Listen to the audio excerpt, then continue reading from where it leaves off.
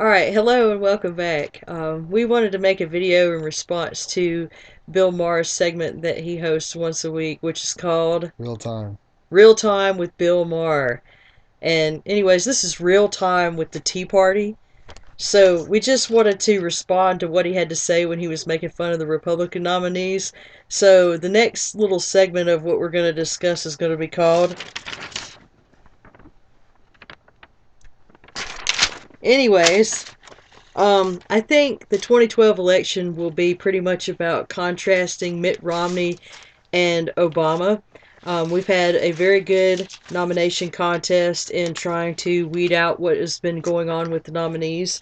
But I have a few things to say to Bill Maher and a bone to pick with some people that he had on his show.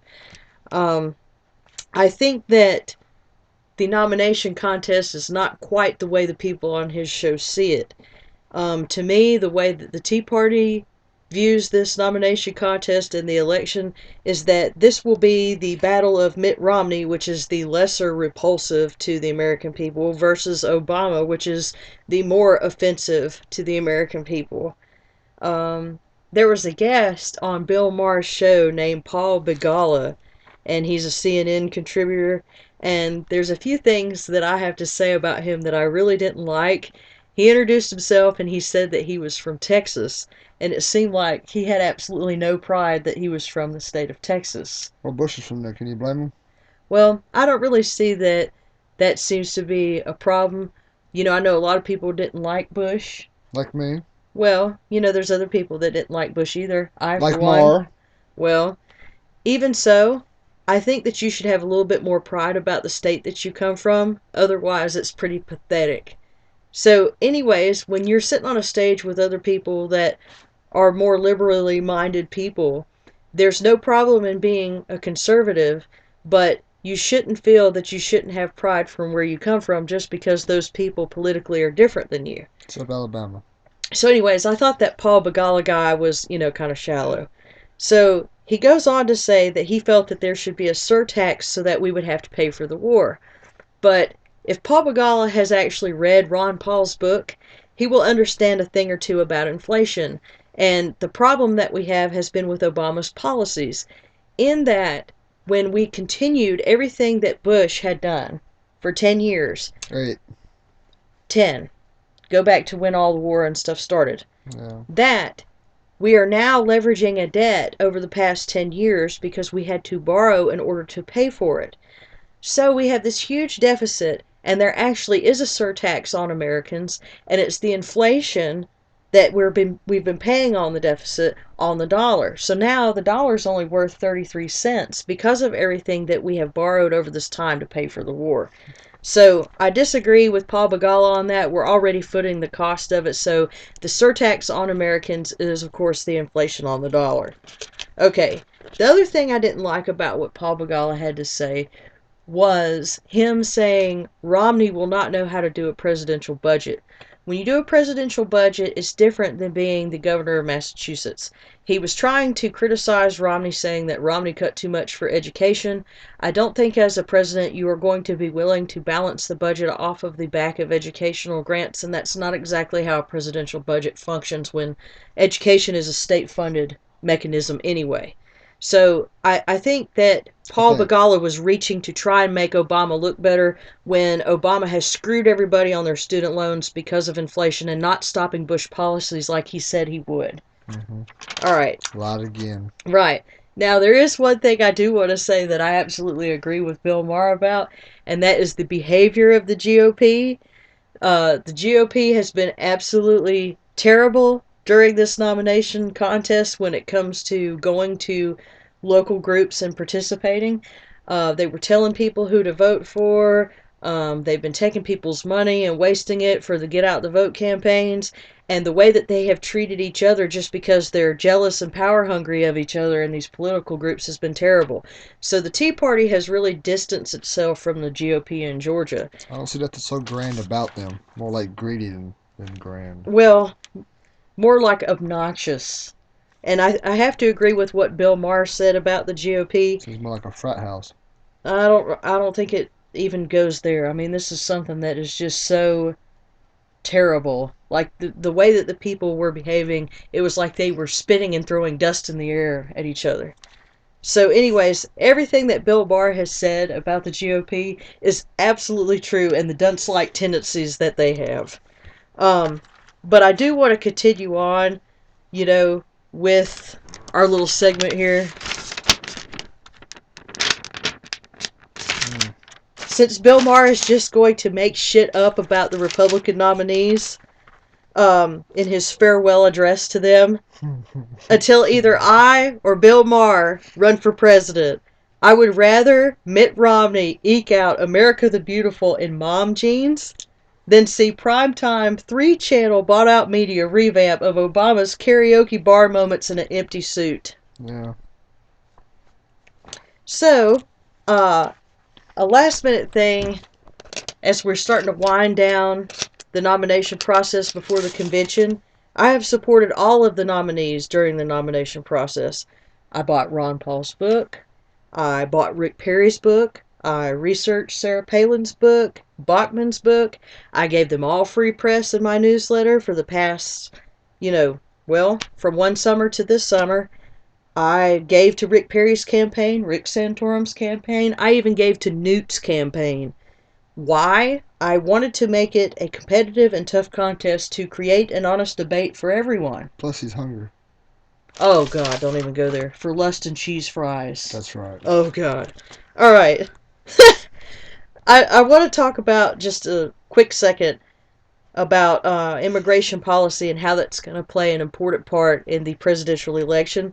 There is a myth when it comes to borders in America. Canada and Mexico are our closest neighbors. We have very similar um, cultures when it comes to laws and things like that. And Yeah, we're more paranoid than both of them. oh, please, um, when money Watch Canadian news. when money is such a factor in a bad economy, there is no such thing as a closed border. Even if we were to take the millions of dollars that Governor Perry wanted and quote unquote secure the border, there would be absolutely no such thing as a secure border when cash is king. And what I mean by that is we have the cartels, we have the corruption that comes with it, we have people that have absolutely no qualms about taking guns and trading it for drugs instead of paying for it with money. We have all that here, so what's the big deal? Um, They're already in here, so it's well, not like they're gonna here's the stop anybody here's the else. big deal when it comes to national security. You have two cartels that seem to be having dealings and business with terrorist groups. The Sinaloa and Zeta cartels in Mexico have ties to Hamas and Hezbollah. And Sound like bullshit. the local connection with Georgia is that a former sheriff in the county here, Victor Hill, he was witnessed with a trunkload of guns. So we think that he has ties to the Fast and Furious scandal. We're pretty much sure that he does in some way. And that idiot needs to quit smiling on the news. He looks like a jackass. I totally agree. You're so much in trouble, but you're smiling like an idiot. Quit doing that. Yep, absolutely no sense of humility. What a dumb ass. Well, after reflecting upon this video I watched over the past weekend that had to do with the cartels and gun laws and things like that, I don't think that Obama is totally anti-Second Amendment, but I do think that in order to fix these problems that we have, that there needs to be tougher sales and a way to track weapons. Too many stupid people and too many guns. That's not a good mix. Well, I don't think that the small arms treaty is the way to go about doing it, but we need a public weaponry log of weapons that are missing that are not with the registered owners so that we can track guns that have been stolen or guns that are going for unscrupulous purposes across the border. Kind of like how they do with cars. Yeah, kind of like that. We need to target manufacturers of bulk drugs. We don't need to go after people who are using drugs or spending all this time housing them or rehabilitating them. Yeah, if you fix it at the source, then that Right. We need to cut off the supply line. yeah. We can't fight the drug wars by attempting to cure people's drug addictions or to snuff out the buyers because there's always going to be a demand. People are always going to have addiction to drugs. Oh yeah. We can't fight the drug war Once drugs are like there, right. Like the way Humans are the gonna 80s want drug it. Ain't war nothing was gonna stop fought, it. we can't fight it quite like that because the stakes are way higher than they used to be. Okay, speaking of money, Don't even start it. I want to talk about Romney being on the money and what that means for the presidential election. If Romney solidifies the nomination at the convention, I will not oppose him. However, it will be up to Speaker Boehner to clarify Romney's economic policy to the public. I may not like Romney, but in the spirit of fairness and competition, Obama is scared shitless of Romney's ability to fund his campaign. And Obama getting scared about that, when Obama fails to address the fact that he has no citizenship, that his administration has been fraught with scandal, for Obama to get scared of Romney, that excites me. Only in America where you can have an election between a Mormon and a Kenyan. Well, I think, like what I told you, is it's a super battle of the political gangsters. The Obama Harlem gangster era, and Romney being the Kennedyized version of gangsters. God bless.